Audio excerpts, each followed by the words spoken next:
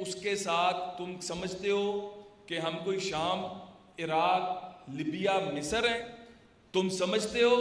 कि हम फ़लस्तीन हैं?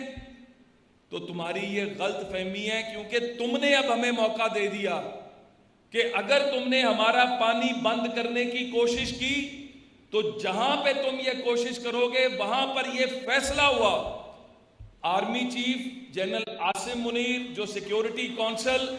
जब बैठी, उसके अंदर हुकूमत तमाम सूबाई लगाया गया मुख्तलिफ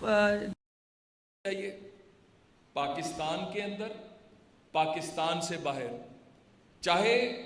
उसको कोई इंगेजमेंट चाहिए स्पोर्ट्स के मैदान में, साइंस एंड टेक्नोलॉजी के मैदान में, आर्ट एंड कल्चर के मैदान में, आईटी के मैदान में, स्पोर्ट्स के मैदान में, आपको वो तमाम अपॉर्चुनिटीज एआई बेस्ड ये है। ये खुद जब आप इस पर रजिस्टर करेंगे, अपनी काबिलियत डालेंगे, अपना एक्सपीरियंस डालेंगे, ये आपको खुद सजेस्ट कर रहा होगा कि आपके इस सीवी के मुताबिक आज केपीके के अंदर, पंजाब के अंदर, सिंध के अंदर, पूरे पाकिस्तान के अंदर ये अपॉर्चुनिटीज अवेलेबल हैं, और पूरी दुनिया के अंदर